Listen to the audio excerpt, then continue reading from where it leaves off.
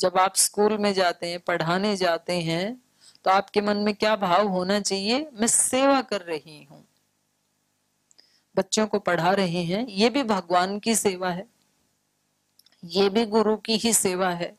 तो उससे फिर तनाव नहीं आएगा, प्रोफेशन में रिलैक्सेशन बना रहेगा। तो एक तो ये ध्यान रखना। और 2-3 बातें और बता देती हूं। महिला पतंजलि योग समिति का लक्ष्य क्या है इस वर्ष का और अगले वर्ष का भी? महिला सशक्तिकरण की कोई आवश्यकता नहीं, ये शब्द ही मेरे को बिल्कुल अच्छा नहीं लगता है। महिला सशक्तिकरण नहीं, सशक्तिकरण यदि किसी का होना है तो पुरुष सशक्तिकरण होना चाहिए। महिला तो पहले ही शक्ति स्वरूपा है, उनको और क्या सशक्त बनाएंगे हम? हर एक महिला अपने आप में बहुत सशक्त है, शक्ति स्वरूपा ही है, उसके अंदर ही लक्ष्मी, दुर्गा, सरस्वती, भद्रकाली सारे रूप समाहित हैं। सशक्त किसी को बनाना है तो कमजोर तो पुरुष होता है, उसको शक्ति देनी है तो पुरुष सशक्तिकरण होना चाहिए। सारी कमजोरियां पुरुषों में होती हैं। मतलब थोड़ा सा अतिशय हो रहा है, लेकिन ये 99% तो सही बात है। अपवाद तो मिल जाते हैं खैर, क्योंकि पुरुष को भी सशक्त बनाने वाली माँ ही है। पुरुष कहाँ से पैदा होता है? माँ से ही पैदा होता है। तो उसको बोलने की, चलने की सारी शक्ति देने वाली तो माँ ही है। तो महिला पतंजलि योग समिति का उद्देश्य है 1 करोड़ प्रबुद्ध बहनों को, योगिनी बहनों को, निस्वार्थ सेवा करने वाली बहनों को संगठन से जोड़ना। ये उद्देश्य है। क्या करेंगे 1 करोड़ बहनों को जोड़ करके? कोई वोट लेने हैं क्या? नहीं। अच्छे लोगों का जितना बड़ा ग्रुप होगा, समाज से और संसार से बुराइयों का उतना ही नाश होगा। आप में से किसी को कोई बीमारी थी जब आप संगठन से नहीं जुड़े थे? किसी का लीवर खराब था, किसी की किडनी खराब थी, किसी को कमर दर्द था, किसी को सिर दर्द था, किसी को कोई भी दर्द नहीं था। लेकिन योग से जुड़ने के बाद आप में से कितनी बहनों ने अपने आप को किसी न किसी रोग से ठीक किया? देखो कितनी बहनों का योग से जुड़ने के बाद भला हो गया। तो आप अपने लिए ताली बजाओ पहले तो। अब आपकी तरह से ही जिनको कोई परेशानी है उनको भी हमें बचाना है कि नहीं बचाना?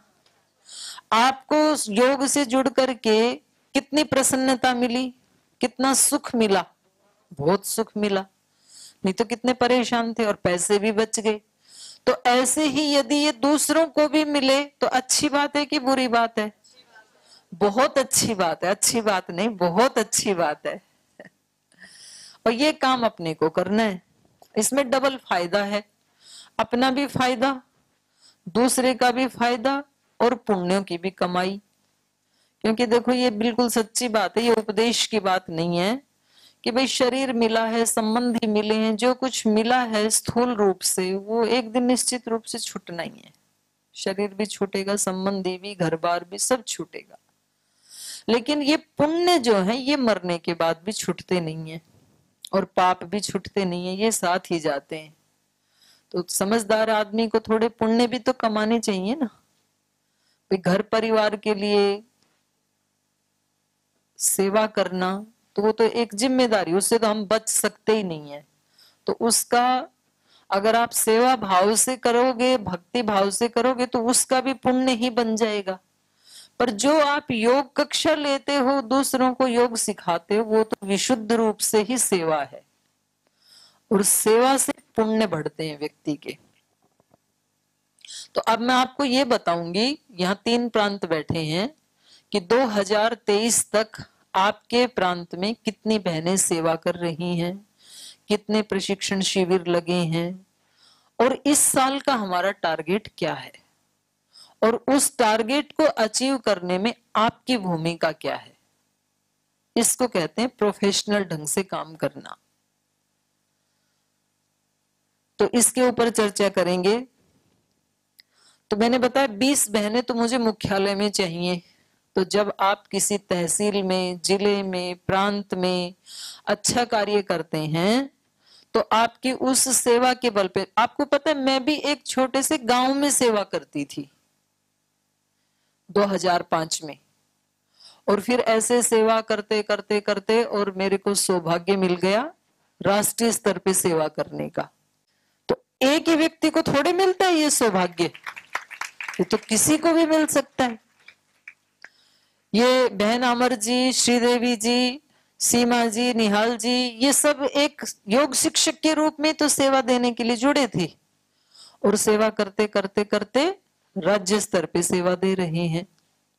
तो कम से कम एक प्रांत में 20 बहनों की जरूरत है राज्य स्तर के ऊपर सेवा के लिए। हमें 20 बहनें राज्य स्तर पे सेवा देने वाली चाहिए एक प्रांत में, और कम से कम 20-25 बहनें मुख्यालय में चाहिए हमारे को। तो आपको उस दृष्टि से अपनी सेवाओं की तैयारी करनी चाहिए ताकि आप और बड़े स्केल के ऊपर सेवा कर सकें। और अभी भी मैंने अपनी पूज्य साध्वी बहनों को बताया था कि जो बहनें थोड़ा सा घर परिवार से, जिनकी जिम्मेदारियां थोड़ी कम हो गई हैं, घर परिवार में भगवान की दया से सब कुछ वेल सेट है, तो उन बहनों से हम अलग से भी मिलेंगे। तो आप में से किसी बहन को ये लगता हो कि जी घर परिवार में अब भगवान की दया से बच्चे, पति, सब परिवार सेट है और मैं और थोड़ा बड़ी सेवा देने के लिए तैयार हूं, तो वो स्वयं भी अपने नाम दे देंगी पूज्य साध्वी देवादिति जी और देववाणी जी को। तो उनसे हम अलग से भी मिल लेंगे राज्य स्तर पर या केंद्रीय स्तर पर, तो फिर उनसे अलग से भी मिल लेंगे। फिर कल ऐप के ऊपर कैसे अपनी कक्षाओं को डाउनलोड करना है, तो वो आदरणीय भाई राकेश जी ने आपसे बताया था। भारत स्वाभिमान ऐप है, और उसमें बस एक विशेष बात जो ध्यान रखने योग्य है वो ये है कि उसमें 5 संगठनों के कॉलम बने हुए हैं। भारत स्वाभिमान, पतंजलि योग समिति, महिला पतंजलि योग समिति, युवा भारत, किसान सेवा समिति। तो कई बार जैसे आप जैसी जो नई नई बहनें जुड़ी हैं, तो फिर आजू बाजू में भाई भी कक्षा लगाते हैं, एक आजू बाजू में रहते हैं, तो परस्पर प्रीति भी होती है, और प्रीति होने भी चाहिए, झगड़ा तो किसी को करना ही नहीं है। फिर वो पूछते हैं, बहनें बोली भैया मुझे ये ऐप पे डाउनलोड करनी थी कक्षा, वहां बताया था हरिद्वार में, तो आप मेरे को एक बार सिखा दो। बोल ठीक है, आप खोलो ऐप अपने मोबाइल में। उन्होंने खोला, और जैसे ही वो 5 कॉलम आए तो आपने पूछा कि जी मैं किसके ऊपर टिक करूं? बोले किसी पे भी कर दो, पतंजलि की तो ऐप है, जाना तो वही है रिपोर्ट, आप किसी पे भी टिक कर दो। वो पता लगा कि सबसे पहले भारत स्वाभिमान का कॉलम था, उसी पे टिक कर दिया आपने। तो खैर बात कोई भी नहीं है, लेकिन बस उसमें इतना ही है कि बहनें कितनी कक्षा लगाती हैं वो स्पष्ट रूप से हमारे सामने नहीं आएगा।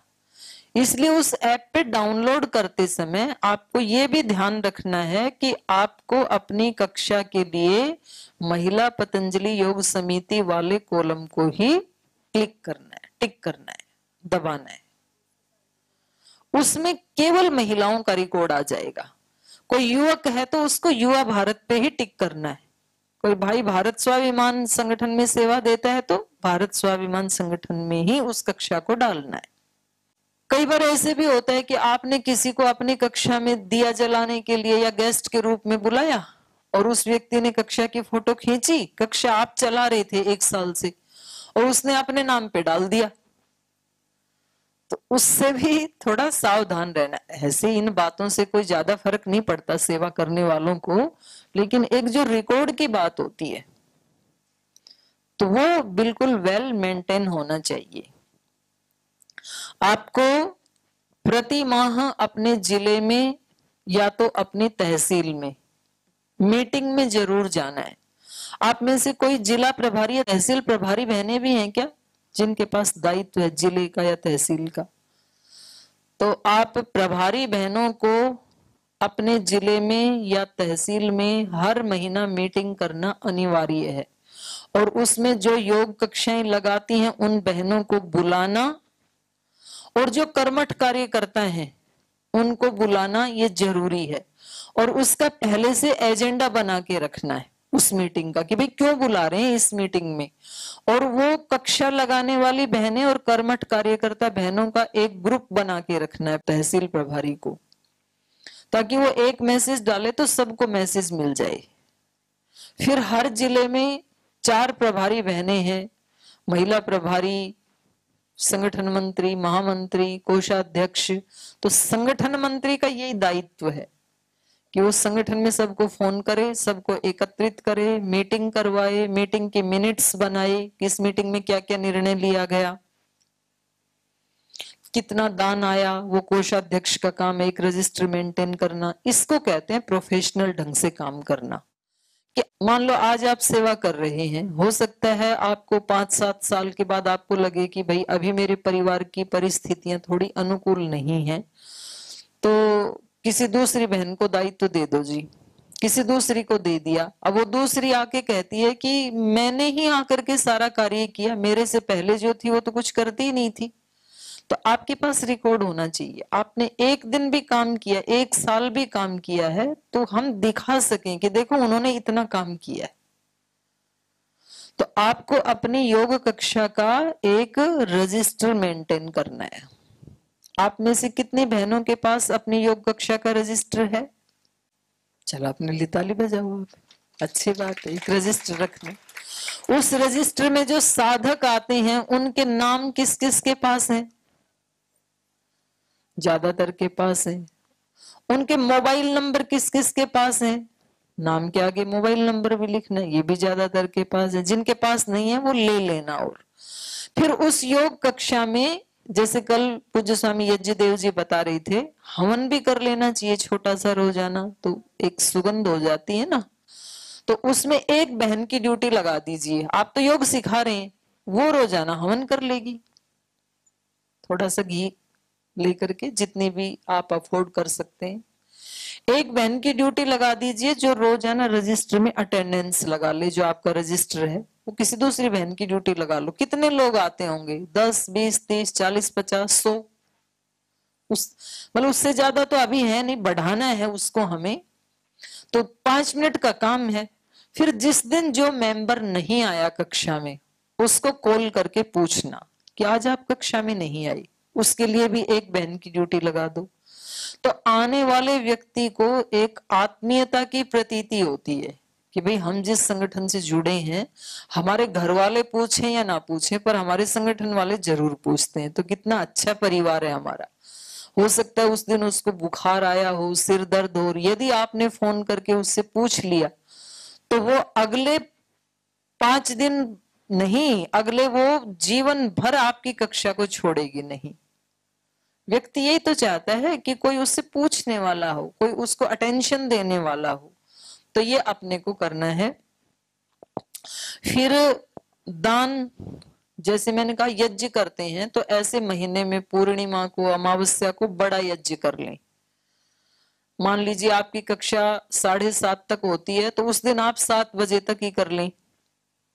कक्षाओं का टाइम आप मौसम के हिसाब से और परिस्थितियों के हिसाब से थोड़ा आगे पीछे कर सकते हैं। मानो काम का कटाई आदि का कार्य चल रहा है तो आगे पीछे कर सकते हैं, फसल की कटाई चल रही है, बच्चों के पेपर चल रहे हैं, बारिश काल है, बहुत ठंडी आएगी जैसे आगे, तो शाम को कक्षा लगा लो, उसमें क्या बात है। तो सुबह सुबह बाहर ग्राउंड में कोई ओस गिर रही है, बहुत ठंडी, आने को लोग तैयार नहीं है, तो शाम को 3 बजे लगा लो कक्षा, 4 बजे लगा लो, 5 बजे लगा लो, पर कक्षा नहीं छूटनी चाहिए। ऑफलाइन हो ही नहीं रहा है, ऑनलाइन चला लो, सब अपने घर में बैठे बैठे जुड़ जाएंगे। लेकिन किसी भी हालत में कक्षा ना छूटे, ऐसा संकल्प हमारे को लेकर के जाना है। फिर एक व्यक्ति एक ही कक्षा ना चलाए। जैसे मानो आप कहीं एक जगह कक्षा चला रहे हैं और आपको चलाते चलाते हो गए 6 महीने, और आपके आने वाले साधक भी परमानेंट आते ही हैं उसमें, तो फिर उन आने वाले लोगों में से एक को वहां नियुक्त करके, भाई अब कल से आप यहाँ योग करवाया करो। आप किसी अगले गांव में जाकर के 2, 3, 4 किलोमीटर दूर जाकर के वहां एक और अगली नई कक्षा शुरू कर दीजिए। तो ऐसे हमने उसके पारितोषिक भी बना के रखे हैं। जैसे किसी एक बहन ने, मानो उसके पुरुषार्थ से 50 कक्षाएं शुरू हो गई एक जिले में, 50 जगह जाके उसने अलग अलग कक्षाएं शुरू की और वहां वहां उन बहनों को स्थापित कर दिया। तो उस बहन को मुख्यालय से योग रत्न दिया जाएगा। तो वो दिखा भी देंगी अर्पिता जी। इसमें योग रत्न है, योग भूषण है, योग विभूषण है। भारत सरकार दे या ना दे, लेकिन हम तो अपनी सेवा करने वाली बहनों को ये पुरस्कार देते ही हैं। और जो बहनें 25 से अधिक कक्षाएं चलाती हैं तो उनको योग विभूषण पुरस्कार दिया जाएगा और 11,000 रुपए का इनाम भी, और पहले योग रत्न वाले को 21,000 रुपए का इनाम। और 10 से अधिक कक्षाएं प्रामाणिक रूप से चलाते हैं तो योग भूषण, और इसमें 5100 रुपए। ये रुपए की कीमत नहीं होती है। किसी व्यक्ति के पास योग रत्न है, योग भूषण है, योग विभूषण है, उसकी तो पीढ़ियां तक गर्व करेंगी उनके ऊपर। और खुद को, व्यक्ति को कितना, एक पेन भी पारितोषिक में मिले तो कितना अच्छा लगता है पूरे देश में। और ऐसे ही कोई बहन लगातार 5 साल से अपनी निरंतर एक कक्षा चला रही है तो उसको भी योग सेवा पुरस्कार मिलेगा। तो ये 4 प्रकार के पुरस्कार यहाँ रखे हुए हैं। और पूरे जिले में यदि 100 से अधिक कक्षाएं हैं तो उस जिले को आदर्श योग समिति का पुरस्कार मिलेगा। तो पूरे देश में आदर्श जिला किसका होना चाहिए? नहीं, हाथ उठाओ कि हमारा होना चाहिए। ऐसी भावना होनी चाहिए कि देश में सबसे नंबर 1 पे हमारा जिला होना चाहिए। ऐसी भावना हम सब के अंदर होनी चाहिए।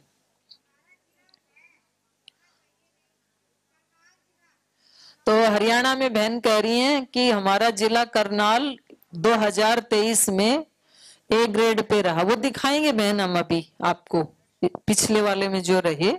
अगर आप रिपोर्टिंग नहीं करोगे तो कैसे पता लगेगा? वही बात बता रही हूं आपकी, किसी की 8 साल से चल रही है, 10 साल से चल रही है जी, तो फिर आप जो सेवा कर रहे हैं, यदि आप तहसील में सेवा कर रहे हैं तो आप अपनी रिपोर्ट तहसील प्रभारी को दीजिए। तहसील प्रभारी वो सारी रिपोर्ट देगी जिला प्रभारी को, जिला प्रभारी राज्य प्रभारी को, राज्य प्रभारी भेजती मुख्यालय में, और मुख्यालय में हम एक एनुअल रिपोर्ट बना करके पूज्य गुरुदेव के समक्ष प्रस्तुत करते हैं हर साल। जैसे पिछले साल का अर्पिता एक बार निकालना, 2023 का जो एनुअल रिपोर्ट है, इन 3 प्रांतों की निकाल लो। अभी तो 3 प्रांत है ना, प्रारंभ से निकालो। ये है महिला पतंजलि योग समिति। महिला पतंजलि योग समिति की स्थापना कब हुई? आज ये प्रश्न भी आएगा तो एक का उत्तर तो मिल गया आपको, रट लो। पेपर आउट कर रही हूं। रजिस्ट्रेशन कब हुआ? ये पिछले साल हुआ है। उससे पहले हमारी कोई रजिस्टर्ड बॉडी नहीं थी। हम भारत स्वाभिमान के अंडर में ही एक महिला विंग के रूप में कार्य कर रहे थे। इस साल में 2023 में जो आपकी तरह योग कक्षा लगाती हैं बहनें पूरे देश में, तो योग कक्षा लगाने वाली बहनों की संख्या है 5,45,673।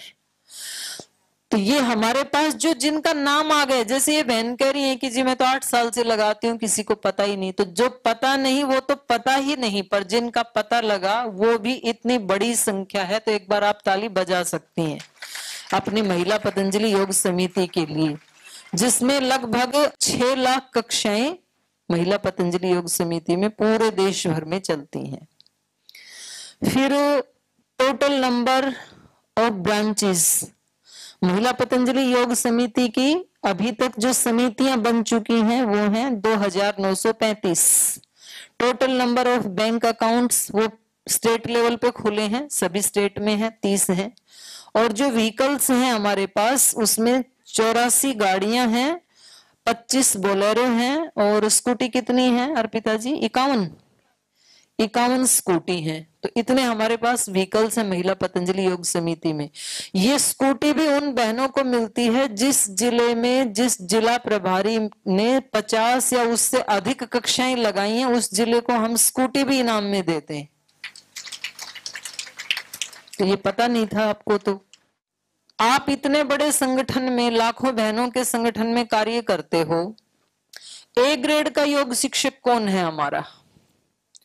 ए ग्रेड की योग शिक्षिका वो है जिसके प्रयास से 50 या 50 से अधिक कक्षाएं चलती हैं किसी जिले में, उनको हम ए ग्रेड की जिला प्रभारी मानते हैं या योग शिक्षक मानते हैं।